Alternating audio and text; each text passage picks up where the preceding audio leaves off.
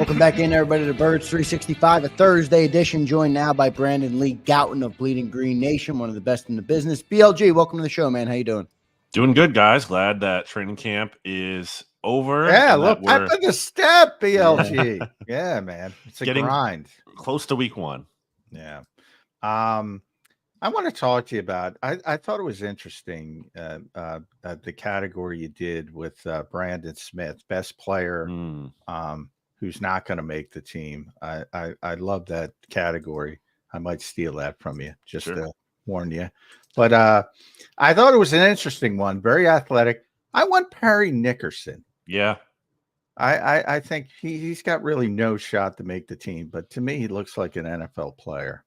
But anyway, I just wanted to give you a hat tip for that. I thought it was interesting.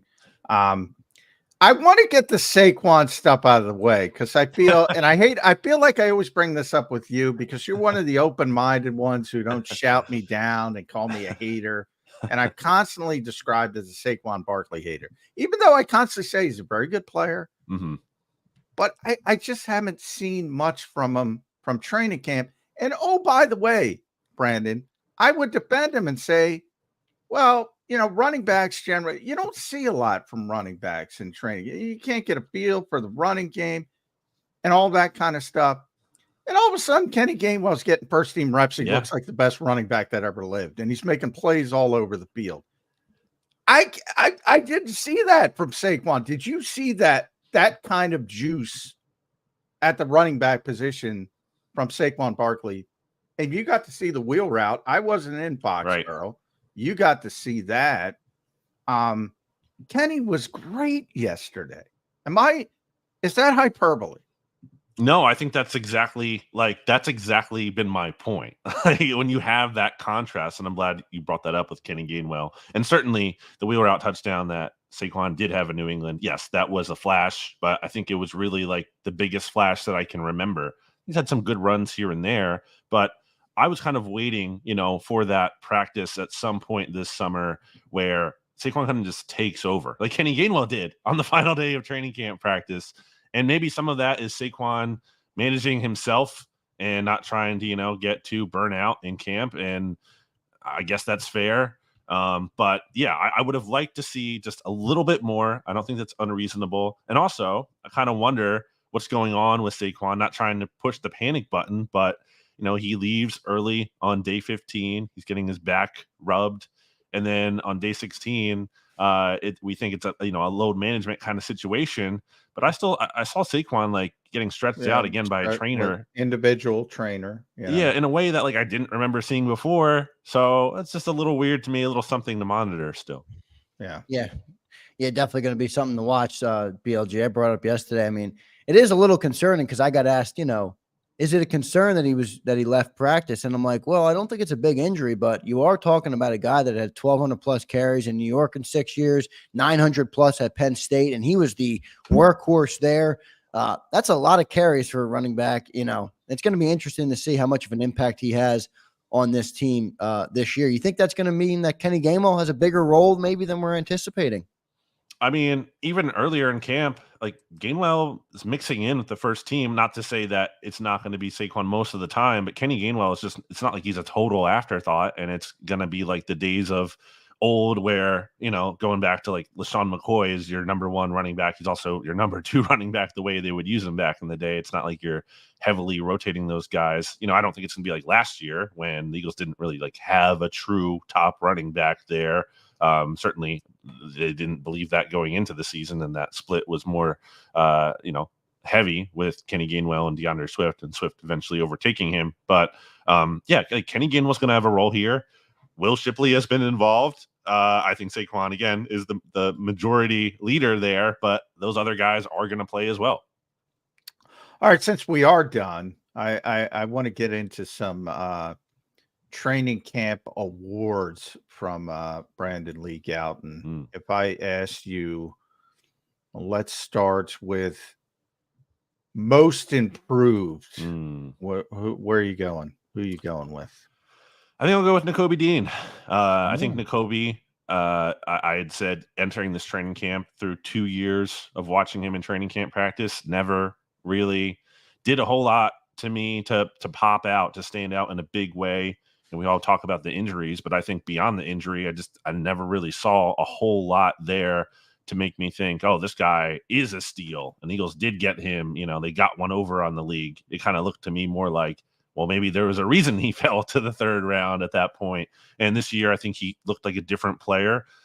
He's been obviously really effective downhill. Still questions, I think, dropping back in the coverage and, his size limitations and his athleticism limitations. But I feel way more encouraged about him than I did entering camp.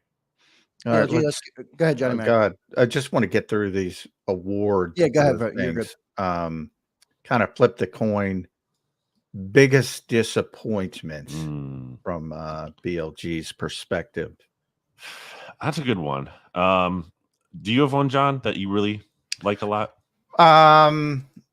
Biggest disappointment in a weird way, I think it's CJ Uzomah. I came into the camp. There haven't been, and that's good, by the way. There's not a headlining biggest disappointment, but I came into this camp and I said, well, that's a veteran tight end. He played at a high level in Cincinnati, got a big money contract in the Jets. He's got to be better than Jack Stoll, right?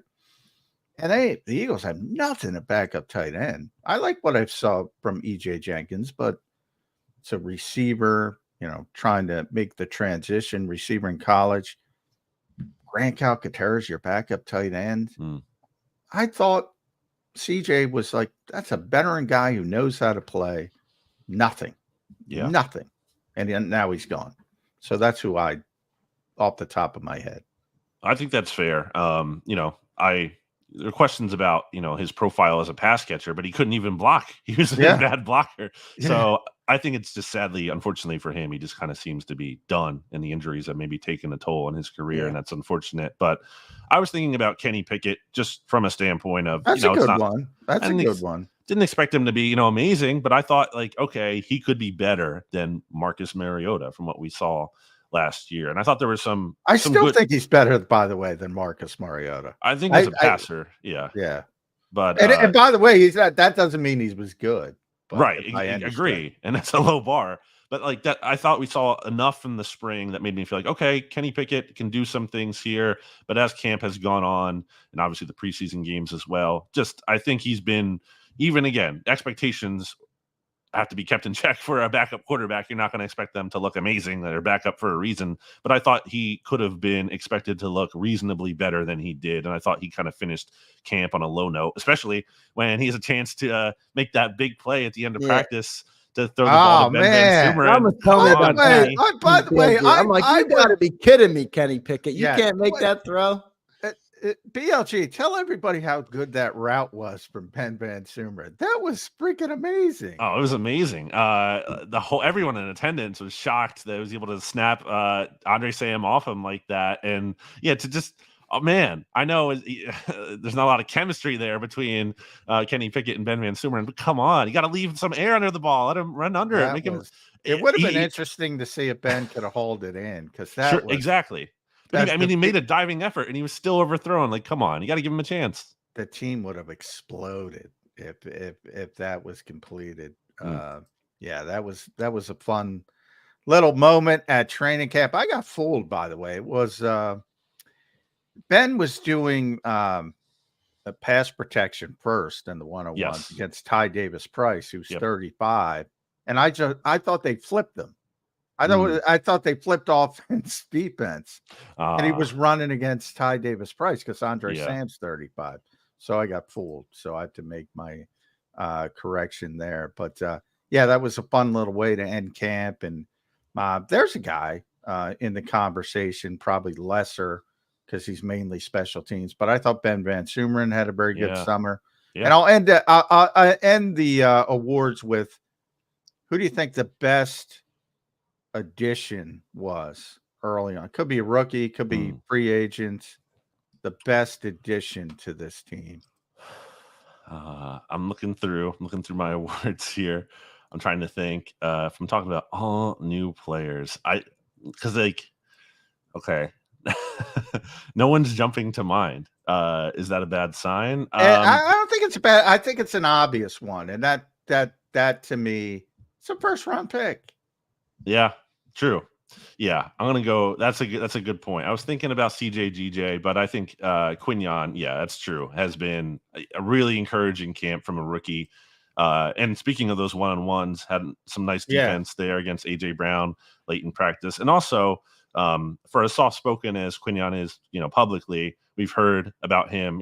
He's willing awesome. Yeah. to mix it up, and on that rap after he defended AJ, he folded his arms and stared at AJ, and I think that's good. That's what you want out of a cornerback. Yeah. You want him to have that swagger, that level of confidence, and I think Quinyon has that, and I think it's a great sign. I think some people have kind of taken well, why is he playing in the slot? That doesn't seem like a good sign.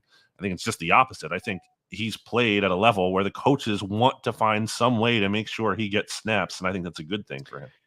Yeah, they want him on the field. And the best, now it's very rare there's only two cornerbacks on the field. But when there are only two cornerbacks on the field, he's going to be on the field, it looks like. So, he'll be opposite Slay. And then when they need a slot corner, which is going to be 95% of the time against Green Bay, he'll move inside to the slot. But I think that's an important step to notice in the past few days, that he has been the guy when there's only two cornerbacks on the defense over Isaiah Rodgers and Kelee Ringo. So I think that's improved.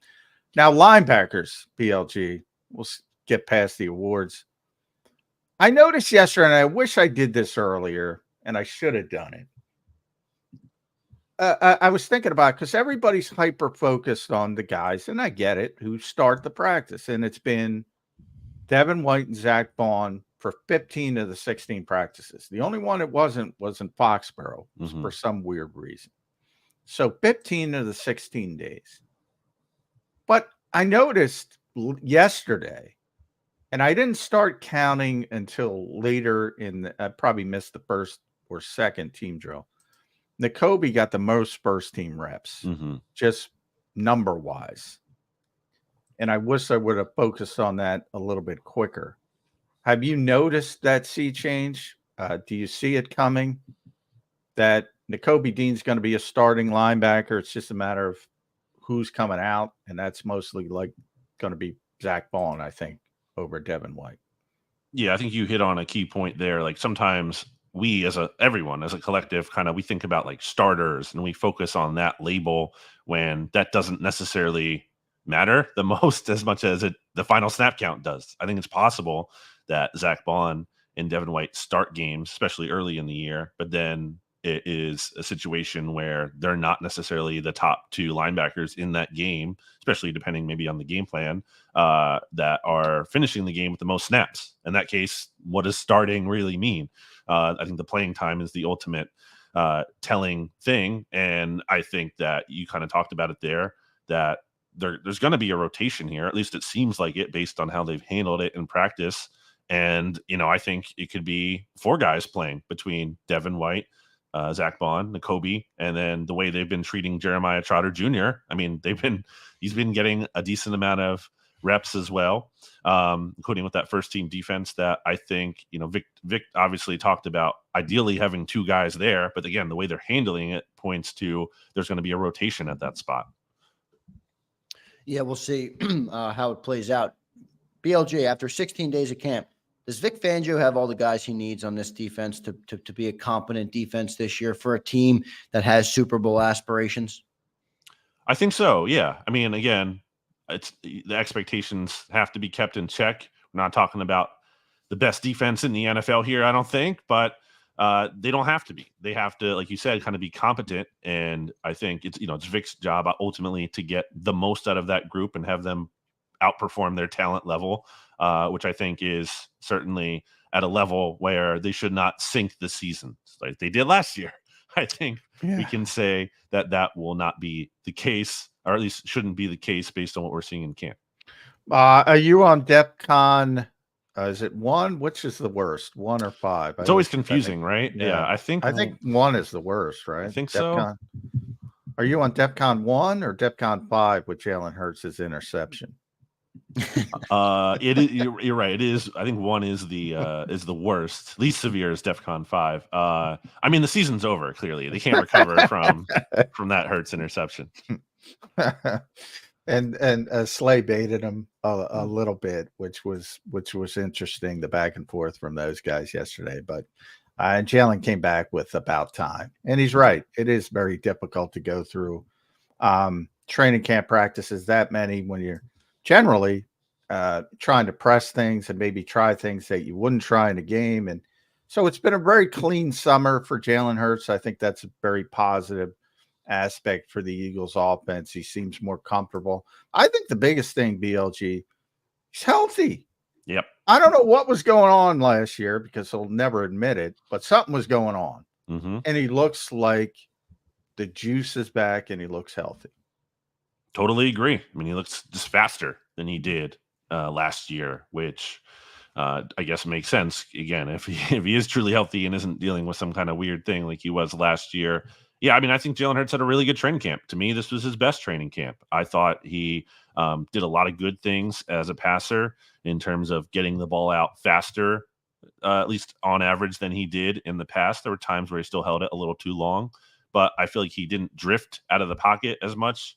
I don't think there were a lot of 7-on-7 reps this year where he just ran the ball, which always infuriates me. Yeah, that would frustrate I'm with you. That holding the football or running the football on 7-on-7 drives me insane. Just if you're not going to throw it, chuck it in the ground and get to the next rep. Right. Yeah. What's the point? There's just no point in running. So yeah, I think he looks advanced to me as a passer. He looks faster to me as a runner. I feel certainly a lot more encouraged about him entering this season than I did entering camp. Agreed, BLJ. It's tough I know it's tough to project this without seeing a game played, but through 16 practices, you were at each and every single one of them. Do you like the combination, the pairing of Kellen Moore and Jalen Hurts? There was a lot made that it wasn't really Jalen Hurts' style of offense, what Kellen's ran in the past. Did you like what you saw in the 16 days of camp with Kellen and Jalen and the offense? Yeah, I did, as it relates to, and Doug Nussmeier was talking about this too. What was it, John? Like the 2.3, baby. 2.3. Yeah. Oh, I think it shouldn't be like Jalen Hurts. Jalen Hurts shouldn't be. That's where like Tua is basically. For over the course of a season, he shouldn't be Tua over the course of an entire season. But you have to bring him back down to that somewhere closer to the middle of the pack and that average time to throw than where he was at the extreme end of the league, holding on to the ball too long. So I kind of like it from that standpoint of you're not going to, it's not about doing a 180, but it's about kind of bringing him back to the middle a little bit. As Nick Sirianni would say, a wise man avoids all extremes. Wise man avoids all extremes except motion. Then he gets extreme. Yeah. I think Doug got taken to the principal's office when he said 2.3. It was like, whoa. Yeah, stop saying that. It's not going to be 2.3, but it's going to be better. And that's all you want, because I do think you want to try to take advantage of the strengths of Jalen Hurts' game, and you don't want to turn him into Brock Purdy, which I've said pretty consistently. And it looks like it's all positive right now from that standpoint. We mentioned a little bit with CJ when we were talking about CJ Uzomah. If they're going to add a position, I was pretty concrete, Howie, at the deadline or before the cut deadline, which is next Tuesday. I was pretty hardcore on wide receiver. Now we got to throw tight end to the mix. BLG. If they're going outside the organization, where do you think they're going? What position? Well, I will say, Jack Stoll is still out there. Well, I mean, he's on the Giants right now, but he's on the Giants, so he might get cut. All reporting that I've seen from our Giants counterpart here, SB Nation Big Blue View, is that Jack Stoll's on the outside looking in New York. So, I don't know that you necessarily need to add him back to the roster, especially if he gets cut and there's an interest in him. But at the very least, you might be able to bring Jack Stoll back on the practice squad, and certainly that would give you some more depth there. I think they, it's weird because I think I like EJ Jenkins a lot. I don't know how much they trust him right away if they, truly believe in him as that number 3 tight end. I would think made a lot of plays as a pass catcher. My concern Absolutely. is I think you need a blocker, don't you? I think he's shown good effort there, and I feel like hasn't been a liability there. But I don't know if they trust it yet. Yeah. Any other positions besides wide receiver, or is that it for you? Well, safety's weird because there's just a lot up in the air. Yeah. Like, are they going to cut James Bradberry? Yeah, right. Is Sidney Brown going to be ready? I mean, at this point, obviously, Sidney Brown has missed all of training camp. He's going to miss all the preseason games. And I think, like, you look at the way I tweeted about this on Wednesday with him going on PUP, if he is kept on that list, in the regular season, he misses the first 4 games. The Eagles have that week 5 bye. So to me, it almost makes more sense to keep him on PUP because you kind of give him that extra week then, and then he is able to return in week 6, and then you can kind of really make sure you slow play that thing and not rush him back at all. And then you also get Bradberry. You can kick the can down the road to the trading deadline. Right. So, yeah, I mean, they added Caden Stearns. They seem to like him, but I don't know how close Not he even is healthy. to playing. I mean, I'm with you with safety in the fact that it's like, at this point, like, I can't picture Brandon. I can't picture Howie waking up Tuesday and saying, "Oh, all right, I took it as long as I could. I'm going to cut James Bradberry." I can't picture that. So if he doesn't trade him, he's gone this far. I think he's going to keep him. And the injury aspect to Sydney, and they're going to play cautious with Sydney. So you start him on PUP, as you mentioned. I don't know what to think of Caden Stearns, but he's not ready. I'm sure Vic likes him, but he's not ready. So maybe you put him on IR. I don't know. But your thoughts on Bradberry? If you're taking it this far, are you really just going to wave the white flag on the last day and say, "All right, I took it as long as I could"? Doesn't seem like a Howie thing to do. It's hard though, because he's getting first team reps as recently as yesterday. But he's not a safety. Like, he's clearly not ready to just be a sure thing at that position based on what we've seen in the preseason. And I think and he doesn't help on special teams. We see in the practices. Yeah. And that's the other thing. Yeah, he's played 3 special team snaps in the preseason. And like, if you're a backup safety, you got to play. I don't know any backup safeties who don't play special teams. Yeah. So I just struggle to really make sense of the roster spot there. But they're light on bodies, so they might just have to. But then if you keep them on week 1, well, I guess that doesn't matter. Salary's guaranteed anyway, except for maybe the extra $1 million. But I don't know. I just have a tough time still figuring that out. I think I wonder if it's as simple as they release him once Sidney Brown is returned completely. Maybe that's when they move on from him at that point, and then you have Maddox and Brown at the backups. But we'll see what they end up doing with Bradberry. Someone else I want to ask you about BLG is the pass rush and Bryce Huff, but more broadly the pass rush. It's one of the concerns of a lot of our viewers here on JAKIB Sports. In the chat, people talk about they're concerned about the edge rushers. Are you comfortable with that position group coming into the season?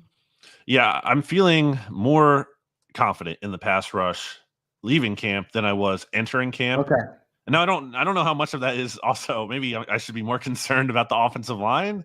I think that's part of the equation there, but I don't think it's about it's not like about one player on that pass rush. I feel especially good about, as I think I've seen enough from the collective that I feel like as a unit, they might have enough juice to get that done collectively. Jalen Carter looks dominant. Yeah, Brandon Graham destroying people. I think it is about one player. He's destroying people. He is certainly the one. Yeah, if there is a one.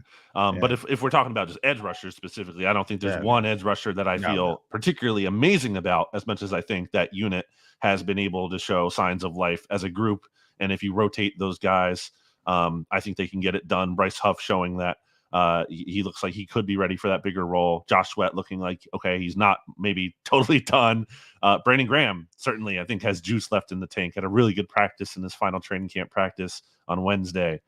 Nolan Smith, inconsistent, but he hustles. And there's something there that I can believe in if he's maybe your 4th best edge rusher. Jalen Hunt apparently looks more ready than anyone would have possibly thought he would be to play, assuming he can get back healthy. So I think that unit, it's not going to be like, the best pass rush in the NFL, but I don't think we're going to be sitting here being like, this team has no pass rush juice at all.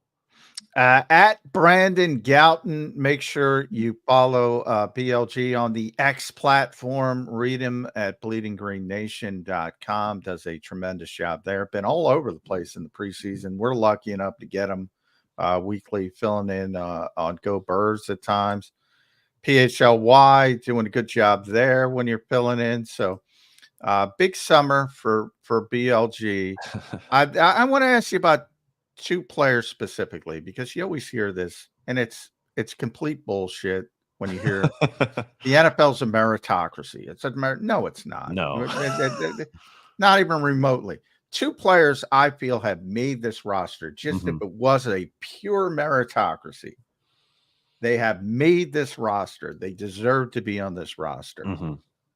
One, we just talked about safety. One is Tristan McCullum. Yes. And one is Patrick Johnson. Okay. Did they make the football team? I definitely think Tristan McCullum, with the question marks at safety, should be on this team. At the very least, I think you're getting a guy who clearly has some juice on special teams and can be a good backup in that regard. And safety, if you're talking about, a fourth safety option, I feel like you could easily do worse than that, than Tristan McCullum, who, and that's another thing in the Bradberry conversation. Like, I think it would be tough to cut McCullum, who is not a sure thing, but neither is Bradberry. And also, there's a good chance that McCullum could be a better player in terms of, like, there's potential there. Whereas with James Bradberry, I don't know how much potential really there is left for him. So I think McCullum absolutely should be on this roster. He's been active, flying around out there, physical, has made plays on the ball. Very physical too. Yeah. Energy, special teams. I think he checks a lot of boxes. And then Patrick Johnson, in the preseason games, especially, as we've seen, like, he's looked too good to cut. And another guy who can also help out on special teams there. I feel like you can never have enough pass rushers, as everyone always says. So I would think if Patrick Johnson doesn't make the Eagles roster, he's going to make a roster somewhere else, is the way I think about it. Yeah. Oh, definitely. He's definitely an NFL player. No question about that. So, but the numbers game is tough. You have to keep at edge rush. Can you keep 6? You have to keep 5. It's Bryce, Josh Sweat, Brandon, Nolan Smith, Jalix Hunt. Can you afford to keep 6? And then the safeties, there's so much uncertainty because of Bradberry, because of Caden Stearns. But McCullum is, it's one of those things, like, I don't even know why you're bothering with Caden Stearns, because McCullum has looked pretty damn good. Yeah, I think. Those are some of the interesting ones. Anybody, I guess the preseason game week, what a mess. At least it's Saturday at 1. I think that's the most positive part of that. Anybody interested to see anybody jump over the hump for you that's going to play in that game?